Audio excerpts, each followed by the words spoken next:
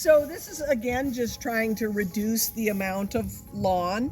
And so I transplanted sundrops, which are very pretty. They are. And a grass, and I can't remember the name of the grass now, and a daylily.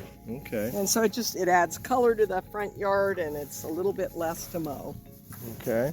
There's another project we work on. Yeah.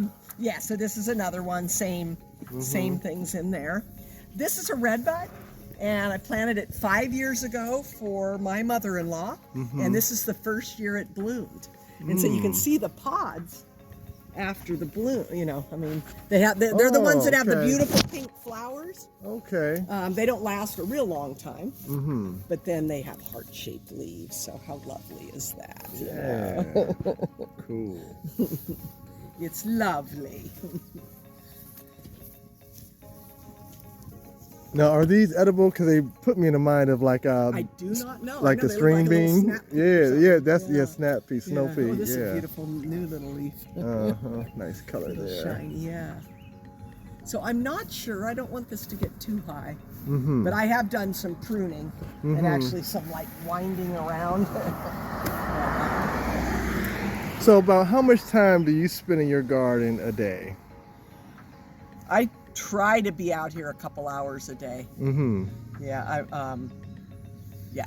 Okay, cool. I try to fit it, not fit it in, but it's sort of like, okay, today I want to get this or this done, or there's always things to do. But I also love just coming and, tootling around. And looking at what's growing now and what flowers have bloomed, and it's such a gift every day. Now, what kind of tips would you give to someone who's thinking about gardening and they see all of what you have going on and they're kind of overwhelmed, like, wow, that's a lot of stuff, I could never do that? What would you say to someone like that? Well, I would say a major thing I think is composting and making your own soil. But start with a little plot. Like those over there, I just sort of dug up an area of the soil. The grass will grow back. But as you can see, those plants are basically drowning the grass out. They're definitely, I can show you, this is grass that's gone to seed. So if you're ever getting rid of this, throw it in the garbage, because as you can see, it'll just put out grass seed everywhere. But so there are certain plants that I don't put into my compost. Okay. The ivy, the periwinkle, the little vinca, and some of those. But again, that's a nice area. I don't mind just mowing over a few of the little plants when it is time for me to mow. Okay. Yeah. No. So even something that something that small. Daylilies are pretty easy to grow around here. Yeah, I would love to have some of these if you're going to cut them. Yeah. Oh, definitely. Yeah, no, we'll dig you up a plot. Okay. I have a lot more of it, and I haven't. Yeah. Okay. Yeah. Again, more volunteer daisies. Yeah. And then, I want to say it was in January, a big old truck or something made a gash here, this deep. And I'm like, flower bed. That's so cool. That is so cool. This friend of mine and I, we got bags of soil. Yeah. And so there's bee balm. There's black-eyed Susan. Oh, that's going to be pretty. Irises. And then there's some more of those sundrops. What are these here? That is called sedum. Okay. Yeah, I can show you a big plant out of that. Okay. And I'm thinking this is some kind of a daylily or no. These might be gladiolus. I don't know what those are. My friend Suzanne brought some plants too. Okay. Yeah. So. And that's the cool part too. Like we discussed earlier, sometimes we forget about what it is, or it sprouts on its own, and the beauty is learning what it's going to be after a couple of months. Exactly. And wait for the flower. And yeah. I know there's more of this around, but here's some here. fleabane. I love the name of that. Yeah, you know, I always looked at this as a weed, and then I learned about it last year, and this has healing properties to it, I believe, if I'm not mistaken. Boy, I don't know a lot about that. Yeah. It's cute. Yes. I used to hate it. I used to think it was a weed, but now it's like when I see it, I try to save it. Yeah. This tree, I planted it up above here. It's called a serviceberry, Amelanchier, and the birds love it. And obviously they have not gotten to it yet, but they're also edible. Usually there aren't any on. So this is a really good year for berries, because there have been other years where this hardly had any fruit on it. And again, there's more of the sun drops. This is this would be the comfrey harvesting bed also. Okay. Get you some of those. So, and I always say I think I came to Youngstown for yoga and the willow tree. So this willow tree, it's getting pretty old. It was actually planted in honor of a daughter, Candace Gay. The Gays lived in the house before us. They were both English professors at YSU, and they started the English Festival, which a lot of people that are going to see this video would know about that. So students would read children's books, children's authors would come, and so this was planted in her honor. She died at age 13. So. But it's a gorgeous tree. Yeah. And she's getting old, but she's beautiful. You see some of the roots in the the grass. I like to kind of cut around those, and it's beautiful. Yeah, so that's like a signature thing of the willow tree, how the roots come out of the ground. Yeah. Like at the flower garden, right? They have those willow trees and all the big roots and whatnot. Right. Yeah. Yeah, I like it, you know. Where are you going?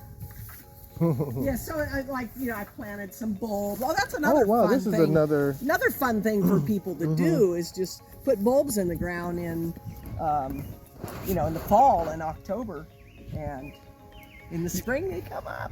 Yeah, I think that's a good tip for new gardeners, because it's hard to go wrong with bulb plants. Right. You know, you can't really mess that up unless you cut them down. Yeah, so, okay. So this is new here. Actually, last week, I've gardened here before, but 5 years ago when I had a lot of my trees cut, the arborists, mulched the tree willows. So this was just all that, and things grew back. But so I'm doing cardboard, and then we just chipper shredded another wood pile out here today. So I let it, we just let it it flew out of the thing, and I had straw on that, and so now it's covered with straw and mulch. So a friend of mine and I did this last week. I mean, the soil needed to just be turned and shoveled, but in 3 hours, we did cardboard around the outside of this. Okay. But we got all the weeds and everything out, and then planted tomatoes, sunflowers, peppers, and some basil. What kind of sunflowers did you plant? You know what? A friend of mine gave me those. I am not sure. They're going to be big. Okay. So I don't have the name. And then this is just cardboard. We're going to put more of the wood chips on top, and I'll do something with that next year. So I'm not going to plant, anything in there. Oh, I see you have some onions over here. No, actually those are daffodil bulbs. Oh, okay. Yeah, so I'm digging them out up here because I want to put in, a simple rock patio there. Okay. So that used to be a sun porch, and now it's a 4 seasons. So I need some place to sit outside. Yeah. So I just moved this compost pile. Okay. So this container was right here. So you can see, I actually have a wheelbarrow full over there. But so years ago. Jax, I'm sorry. Jax, get over here. Come on.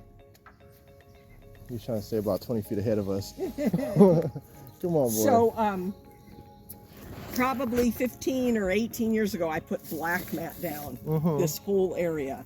And my friend Marla and I grew, tomatoes and peppers and okra and all kinds of stuff, and it kept the weeds down.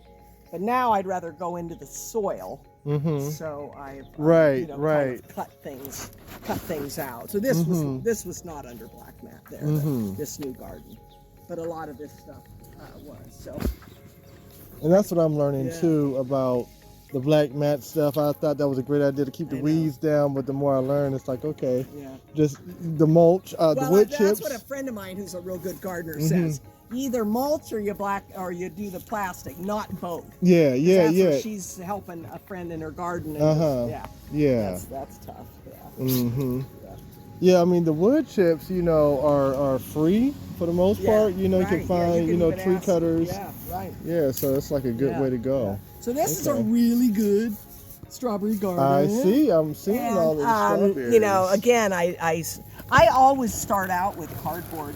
I love doing that, like in the fall. So, but this is a few years old, and then we put straw. I don't know why I like straw. I don't know if it's the yellow color or this succulent. I'm not sure what it's called, but man, it's invasive. It's going to get beautiful yellow flowers. But as you can see, I've just torn out so much of that stuff.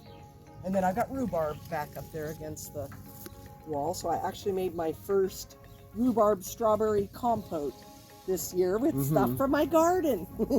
Now, how tall do these get? That's about it. Okay. But you just see how it's spread. So I've had to go around and tear it out. Like up here is a new rhubarb that I did this year. So I'm pulling. This is another weed, bishop's weed.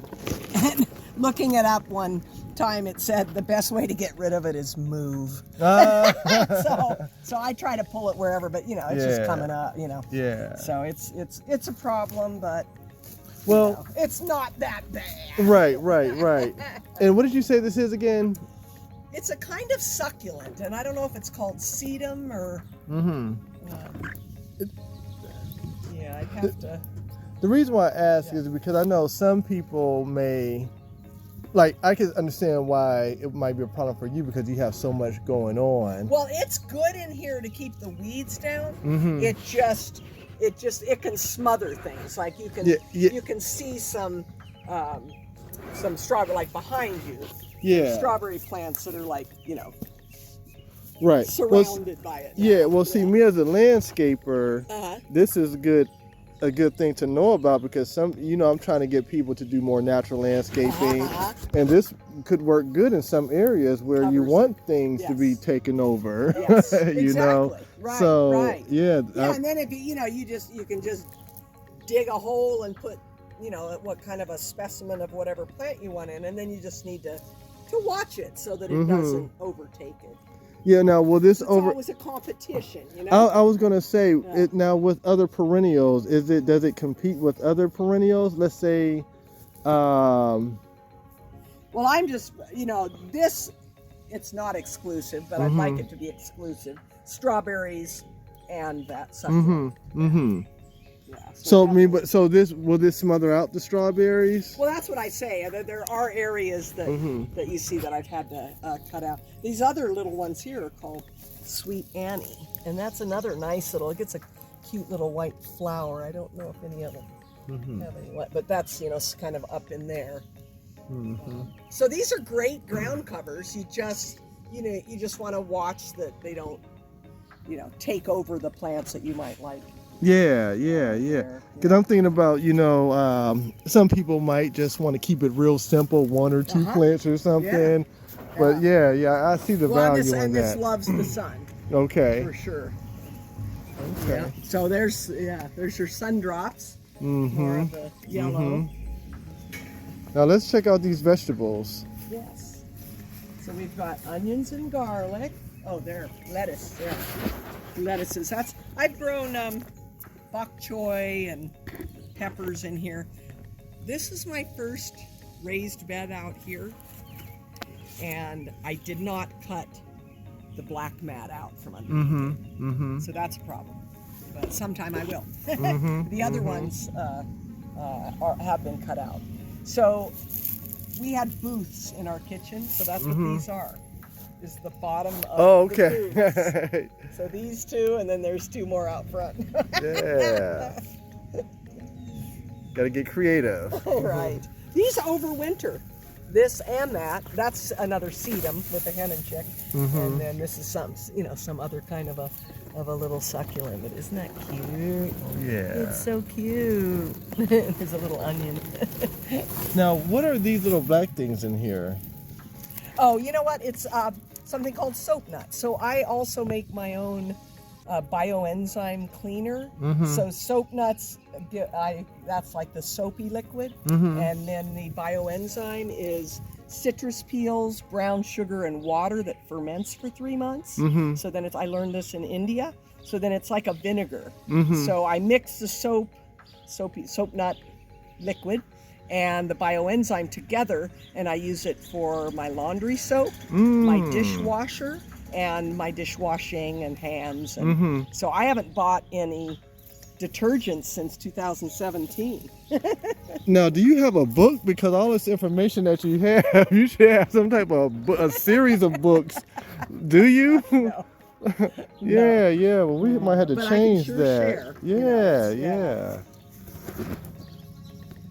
So this bed that you're looking at, this flower bed, last year my neighbors came over and said we're going to put up a fence. And over the years, these pollinators had migrated into the other property, and the former owner didn't mind. But, so that was last year. They still haven't put up a fence, but I,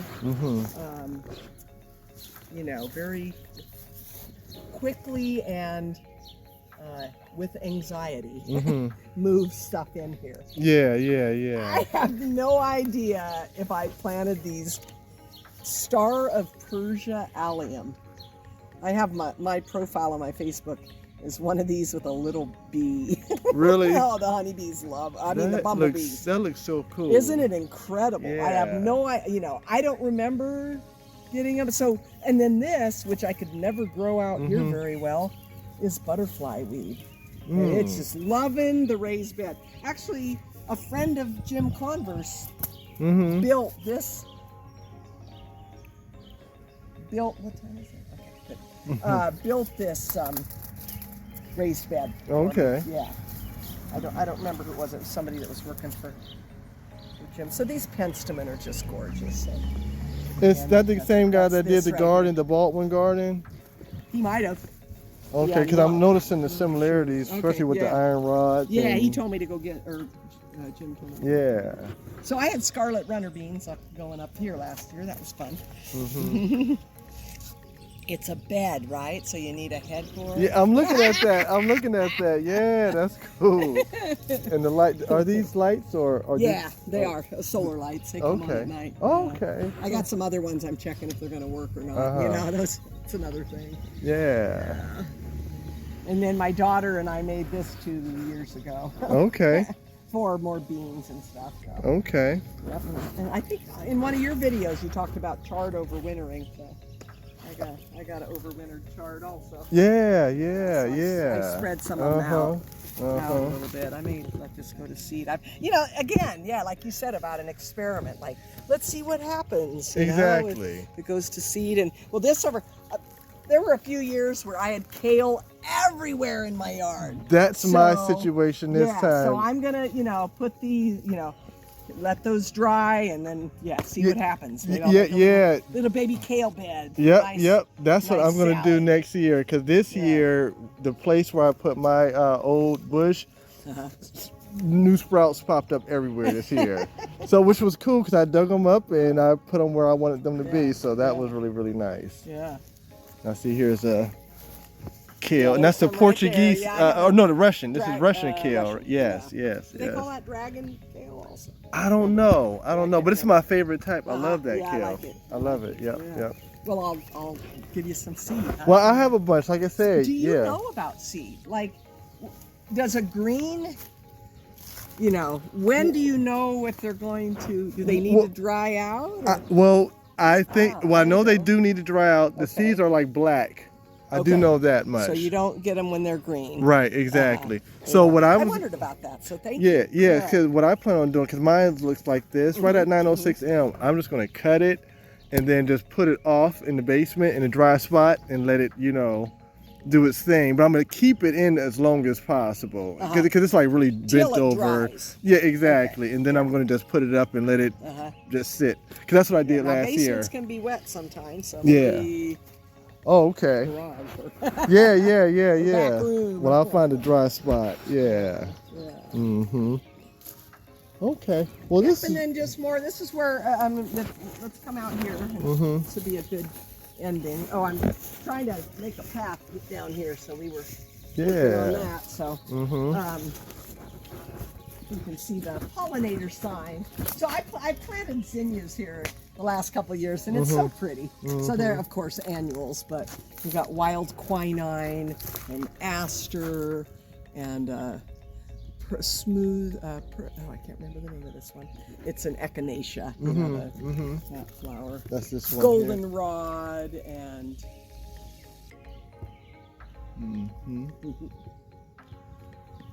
This is one of my favorites. It's called blue-eyed grass, and it's a member of the iris family.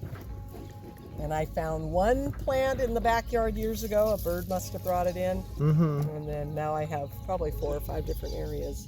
And I actually dug up a few to share with people because they're just lovely. And then this is called rattlesnake weed right here.